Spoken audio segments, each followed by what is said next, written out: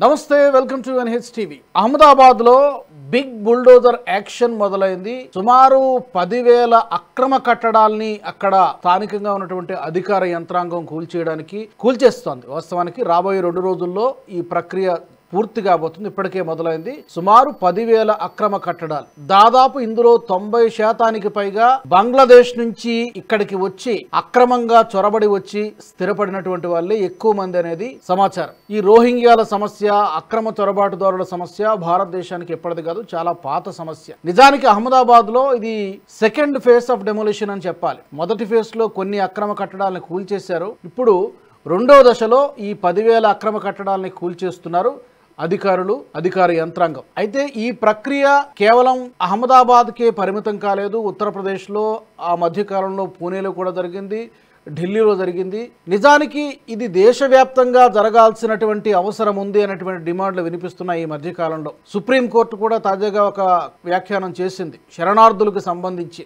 మా దేశంలోనే సుమారు 140 కోట్ల జనాభా ఉంది కాబట్టి ఈ శరణార్థులని మేము ఇంకా తీసుకునేటువంటి పరిస్థితిలో లేము, కాబట్టి మీ దేశానికి వెళ్ళిపోండి అని చెప్పి సుప్రీంకోర్టు కూడా చెప్పడం జరిగింది. మరి ఈ అంశానికి సంబంధించి కాస్త విశ్లేషించే ప్రయత్నం చేద్దాం. నాతో చర్చలో జాయిన్ అవుతున్నారు చాడా శాస్త్రి గారు, రాజకీయ సామాజిక విశ్లేషకులు. శాస్త్రి గారు నమస్తే అండి. నమస్కారం అండి. ఈ బుల్డోజర్ యాక్షన్ కి సంబంధించి గతంలో యాక్చువల్గా మనకి బుల్డోజర్ యాక్షన్ అనగానే మనకి ఉత్తరప్రదేశ్ గుర్తొస్తుంది. యోగి ఆదిత్యనాథ్ గారు ఆయన గుర్తొస్తారు.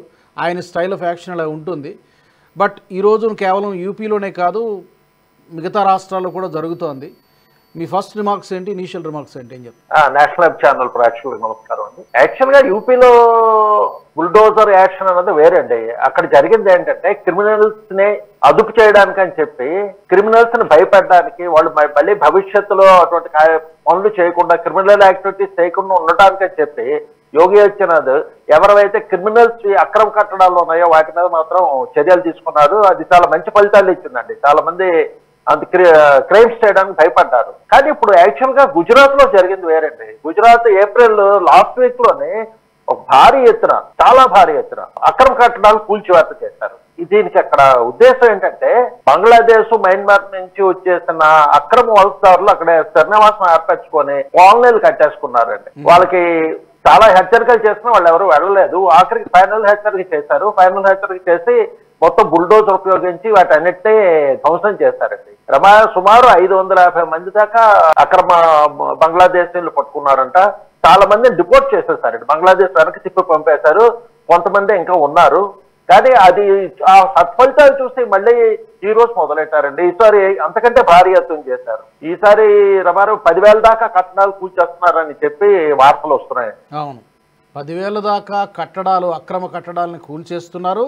సుమారు ఆ ప్రాంతంలో ఏది ఈ చండోలా లేక్ అంటే ఆ చెరువును ఆక్రమించి కట్టేసుకున్నారు.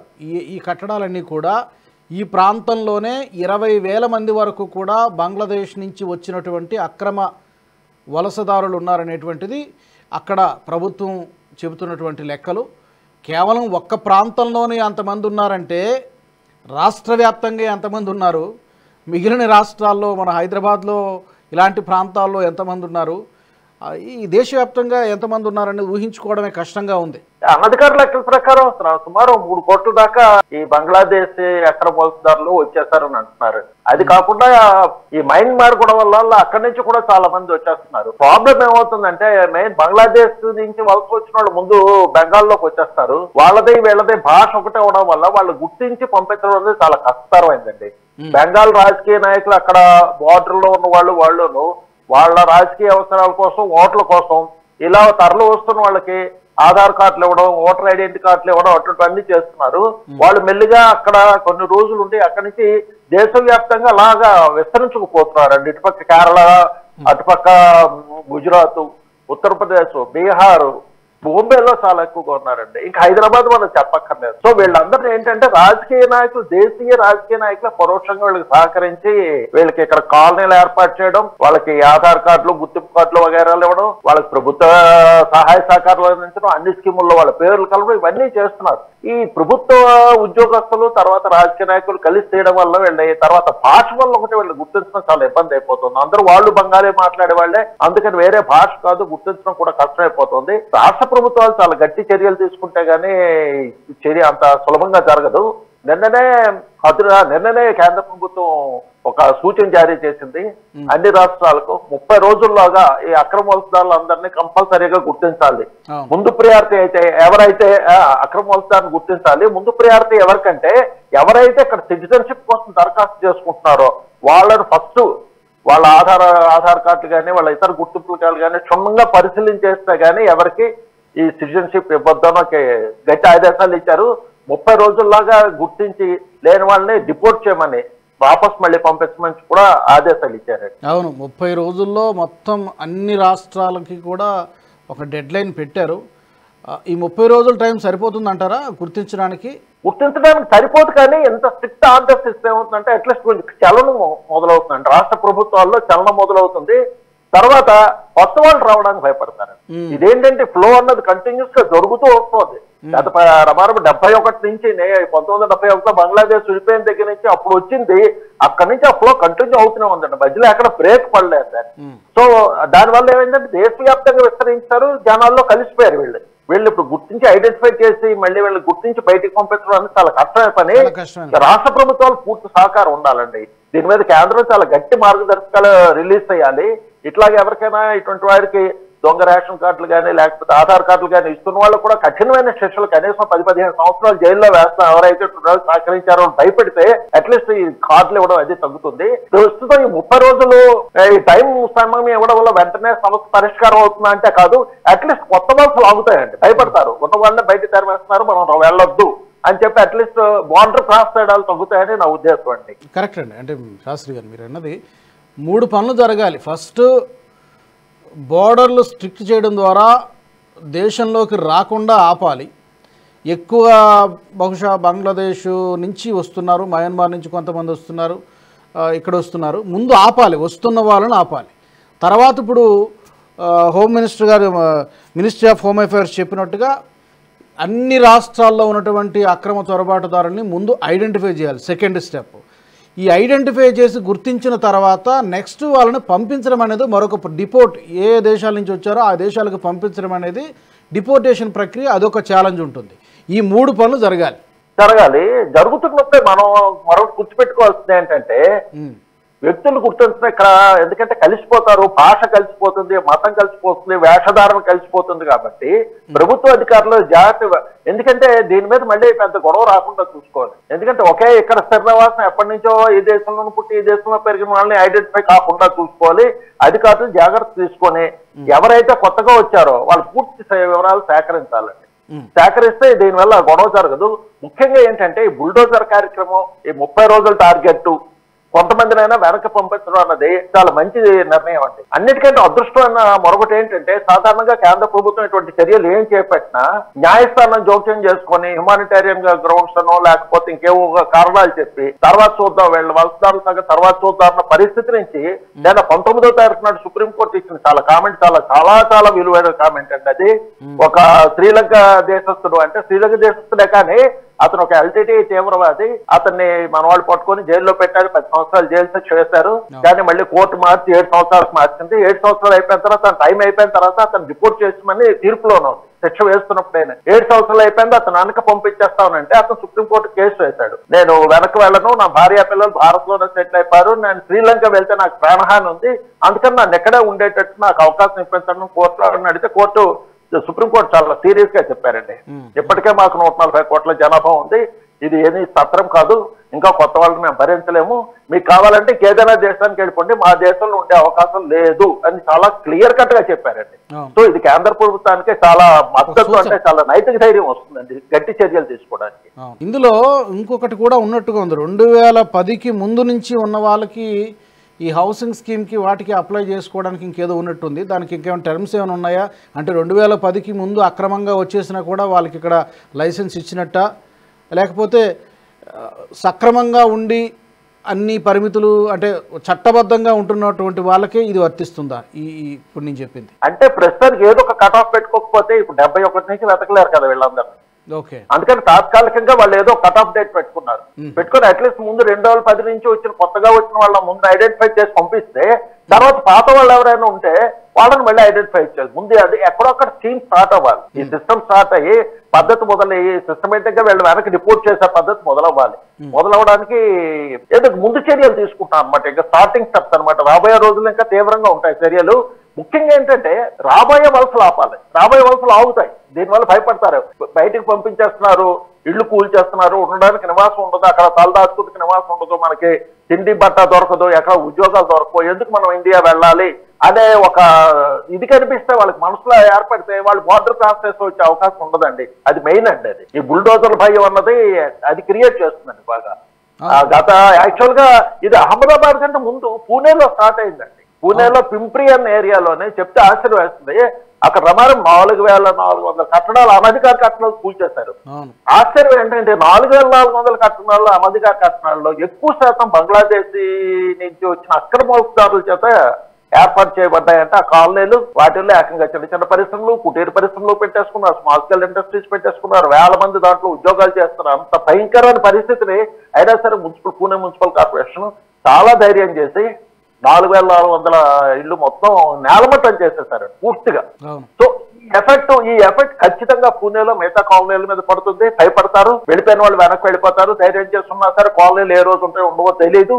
అట్లాగే ఇది ఈ ఎఫెక్ట్ బాంబే మీద పడుతుంది. బాంబేలో కొన్ని లక్షల మంది ఉన్నారు. బాంబే ఢిల్లీ క్యాపిటల్ లోనే కొన్ని లక్షల మంది స్థిర నివాసాలు ఏర్పరచుకుని కాలనీలు ఏర్పాటు చేసుకున్నారండి. సో ఇప్పుడు అందరూ వాళ్ళు భయపడతారు. ఖచ్చితంగా ఇది మంచి పరిణామం అండి. రాబోయే 6 నెలల్లోనే బాగా పాజిటివ్ చేంజెస్ వస్తాయి. ఎందుకు వెస్ట్ బెంగాల్ నుంచే ఎక్కువ మంది? ఇందాక మీరు కొన్ని కారణాలు చెప్పారు. ఒకటి లాంగ్వేజ్ సిమిలారిటీస్, తర్వాత గతంలో కలిసి ఉండేవాళ్ళు కాబట్టి ఐడెంటిఫై చేయడం కష్టం అని చెప్పారు. కేవలం వెస్ట్ బెంగాల్ త్రూలోనే వస్తున్నారా ఇప్పుడు ఈ వచ్చినటువంటి ఇన్ఫిల్ట్రేట్ ఈ చొరబాటుదారులందరూ? ఇంకా other sources, other states borders నుంచి కూడా ఏమైనా వచ్చేటువంటి అవకాశాలు ఉన్నాయా ఎక్కువ? అంటే మనకు యాక్చువల్ గా జరిగిన దురదృష్టం ఏంటంటే 1971 యుద్ధం సమయంలోనే మనం ఏ కన్సెషన్స్ తీసుకోలేదండి. అప్పుడు 71లో మనం యుద్ధంలో గెలిచాం. కానీ బంగ్లాదేశ్ కి వేరే దేశం ఇస్తున్నప్పుడు బంగ్లాదేశ్ తరఫు మన బార్డర్ అంతా ఏర్పడుతుంది. మనం ఏమైనా తగ్గించుకోవడానికి అవకాశం ఉంటుందా?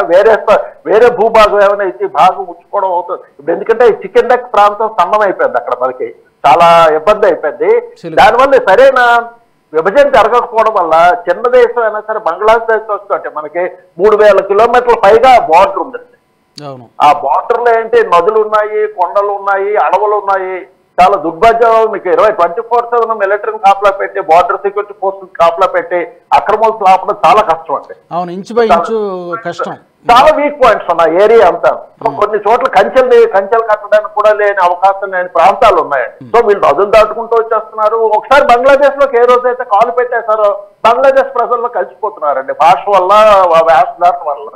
అక్కడి నుంచి మిగతా రాష్ట్రాలకు స్ప్రెడ్ అయిపోతున్నారు. అక్కడి నుంచి మళ్ళీగా మిగతా రాష్ట్రాలకు స్ప్రెడ్ అయిపోతున్నారు. కుదిరితే అక్కడ ఏం చేస్తున్నారు, లోకల్ ఓట్ల గురించి దేని గురించి అక్కడ తీసుకున్న ఆధార్ కార్డు అవి పట్టుకొని మిగతా ప్రాంతాలకు వచ్చి ఇవి మళ్ళీ మార్చుకొని కొత్త ఆధార్ కార్డులు తీసుకోవడం, అక్కడ అట్లాగా కలిసిపోతున్నారు, జనాల్లో కలిసిపోతున్నారు. తర్వాత లోకల్ పొలిటీషియన్స్ అంటే అనకూడదు కానీ కొంత మతం కూడా ఉందండి. ఆ వచ్చేవారు అందరూ సాధారణంగా 90% ముస్లిమ్స్ వస్తున్నారు.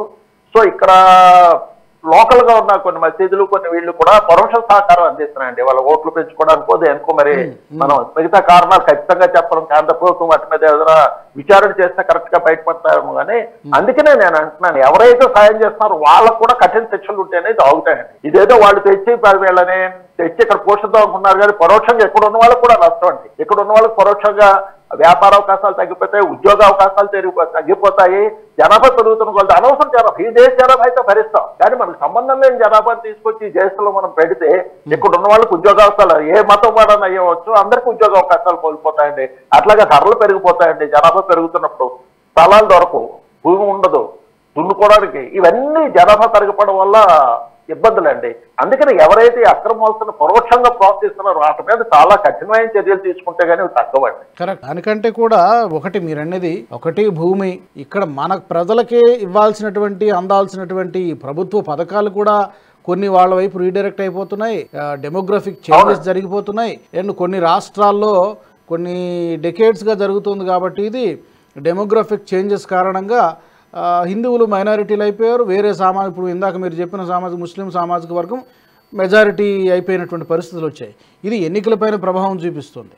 అండ్ ఈ అసాంఘిక కార్యకలాపాల్లో పాల్గొనడము, ఈ క్రైమ్ రేటు పెరిగిపోవడము, ఇవన్నీ కూడా జరుగుతున్నాయి. చాలా అనర్థాలు కనిపిస్తున్నాయి, 1-2 కాదు. ముఖ్యంగా మనకి అస్సాం ప్రాబ్లం రావడానికి ఇదే కదండి కారణం. అస్సాంలో విపరీతంగా పెరిగిపోయింది. అక్కడ ముఖ్యమంత్రి గారి ప్రకారం 40% అక్కడ మోసదారులు ఉంటారంటారు. చాలా మంది బార్డర్ క్రాస్ చేసి ఇక్కడికి వచ్చి అస్సాము, త్రిపుర ఇక్కడికి వచ్చి విపరీతంగా సెటిల్ అయిపోయారు. దానివల్ల జనసంఖ్య మారిపోయి, జనాభా సంఖ్య మారిపోవడం వల్ల ఎన్నికల ఫలితాలు కూడా తేడా వచ్చేస్తాయండి. సో ప్రభుత్వాన్ని నడిపేవారు కూడా తేడా వచ్చేస్తారు రాబోయే రోజుల్లో.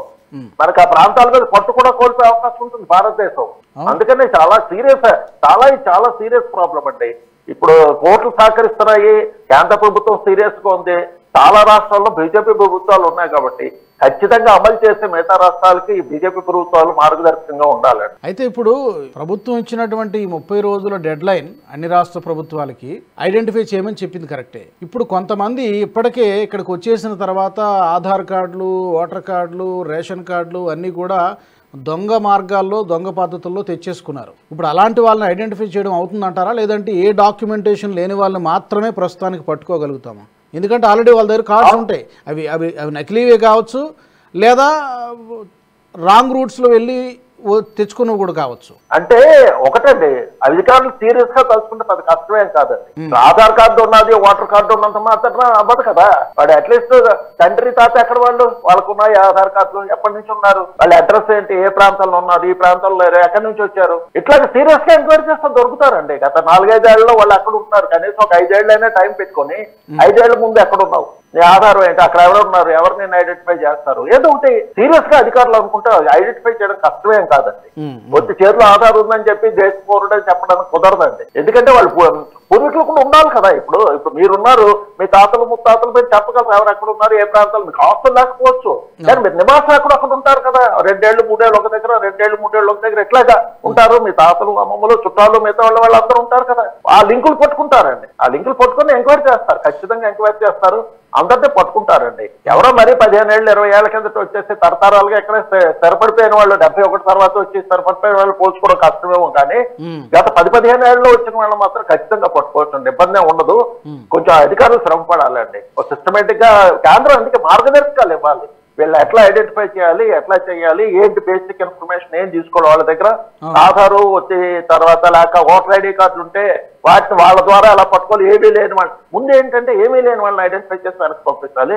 నెక్స్ట్ ఆధార్ కార్డులు, తర్వాత ఓటర్ కార్డులు ఉన్న వాళ్ళు అట్లా సిస్టమేటిక్ గా ఫిల్టర్ చేసుకుంటూ వెనక్కి వెళ్ళాలి. దశల వారికి ఒకేసారి కాకపోవచ్చు, మీరు అన్నట్టుగా 30 days పెట్టుకున్నప్పుడు కూడా ముందు అసలు ఎలాంటి డాక్యుమెంటేషన్ లేని వాళ్ళని పట్టుకోవాలి. ఈ ప్రాసెస్ అయిపోయిన తర్వాత సెకండ్ స్టేజ్ లో ఆధారు, ఓటర్ ఉన్నా కూడా ఇంకా ప్రీవియస్ హిస్టరీ కూడా చూడాల్సి ఉంటుంది. అవునండి, అందుకే అంటున్నాను కేంద్రం క్లియర్ కట్ మార్గదర్శకాలు ఇవ్వాలి. చాలా స్ట్రిక్ట్ మార్గదర్శకాలు పోలీసులకి, రెవెన్యూ అధికారులకి ఖచ్చితమైన మార్గదర్శకాలు ఇచ్చి సామాన్య ప్రజలు ఆల్రెడీ ఇక్కడ ఉంటున్న దేశస్తులు ఇబ్బంది పడని విధంగా ఎట్లా మార్గదర్శకాలు ఇస్తారు, ఎట్లా వాళ్ళని ఐడెంటిఫై చేయాలో సిస్టమ్ ఇచ్చి స్క్రూటినీ చేస్తే దొరకడం పెద్ద కష్టమేం కాదండి. దానికోసం ప్రత్యేకంగా ఇప్పుడు జనాభా లెక్కలకి కొంతమంది ఉద్యోగస్తుల్ని, టీచర్లు ఉపయోగించుకుంటే ఎట్లా ఐడెంటిఫై చేస్తున్నారో అట్లాగే కొన్ని ఎన్జిఓల్ని, వాళ్ళ కార్పొరేషన్లు కూడా దీంట్లో ఇన్వాల్వ్ చేసి ఐడెంటిఫై చేయించి వెనక పంపించవచ్చండి. ప్రభుత్వానికి కలుసుకుంటే పెద్ద కష్టమేం కాదు, కొంచెం శ్రమతో కూడింది నిజాయితీ గల ఆఫీసర్లు కూడా కావాలండి. పనిలో మీరు అన్నట్టు రాష్ట్ర ప్రభుత్వాలు ఎంత సీరియస్ గా తీసుకుంటున్నాయి అనేది కూడా చాలా చాలా ఇంపార్టెంట్. బీజేపీ పాలిత రాష్ట్రాల్లో ఎలాగూ ఉంటాయి గైడ్ లైన్స్.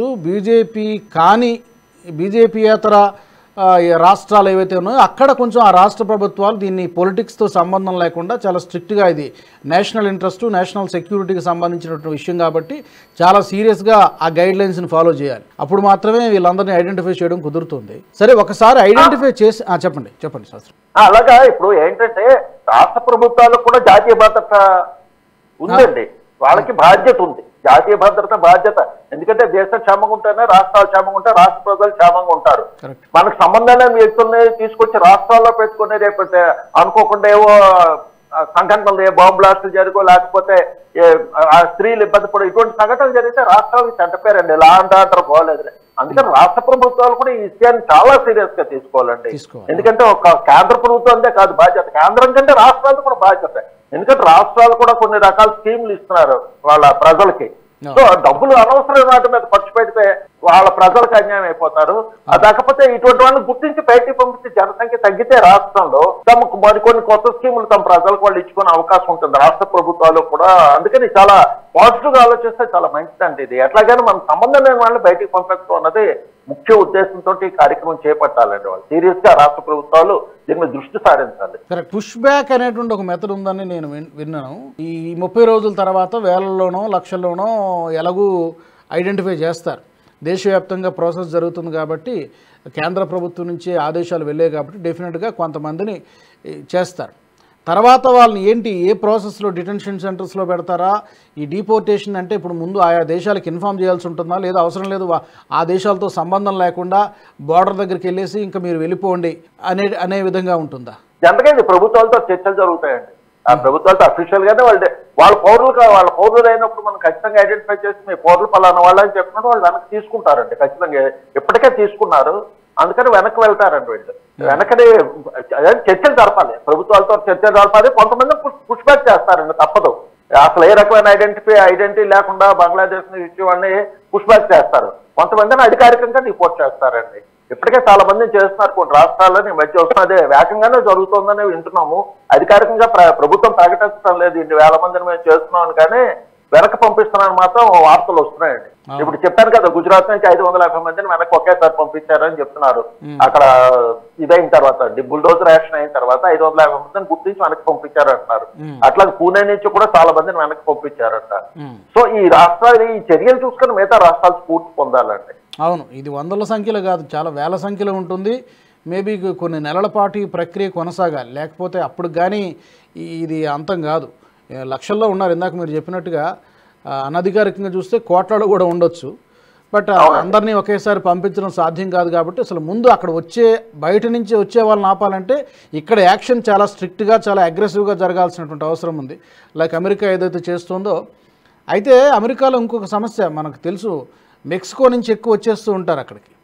మెక్సికో నుంచి వచ్చేసిన తర్వాత పుష్ బ్యాక్ వాళ్ళ దేశానికి పంపించేసిన తర్వాత కూడా మళ్ళీ కొంత గ్యాప్ తర్వాత మళ్ళీ వెనక్కి వచ్చేసిన సందర్భాలు కూడా ఉన్నాయి అక్కడ అమెరికాలో. అలా జరగకుండా అక్కడ చూసుకోవాల్సిన అవసరం కూడా ఉంటుంది బహుశా మన ప్రభుత్వం మీద. మెయిన్ రాజకీయ సంకల్పం అండి. ఏమవుతుందంటే ఇప్పుడు మన దేశంలో కాదు, అమెరికాలో కాదు, అక్కడ అంతే.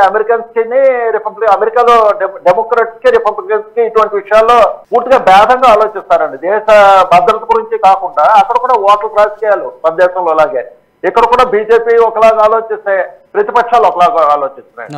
ప్రతిపక్షాలు కూడా దురదృష్టం ఏంటంటే ప్రతిపక్షాలు కూడా అధికారంలో ఉంటే ఒకలాగా ఆలోచిస్తున్నాయి, ప్రతిపక్షంలో ఉంటే ఇలాగా మనకు అన్నిటికంటే వీటిలో ఇబ్బందికరమైన రాష్ట్రం పశ్చిమ బెంగాల్ అండి. పశ్చిమ బెంగాల్ ఎందుకంటే బంగ్లాదేశ్ బార్డర్ కాబట్టి అక్కడి నుంచే వేల మంది లోపలికి వచ్చేస్తున్నారు.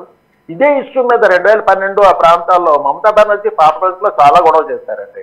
కమ్యూనిస్టు ప్రభుత్వాలు చూసి చూడనట్టు వదిలేస్తున్నాయి, వేల మంది బంగ్లాదేశ్ అక్రమ వలసదారులు వచ్చేస్తున్నారు, బాగా మన పశ్చిమ బెంగాల్ జనసంఖ్య మారిపోతోంది, దీని మీద కేంద్ర ప్రభుత్వం గట్టి చర్యలు తీసుకొని మానహడావిడే చేసిందండి.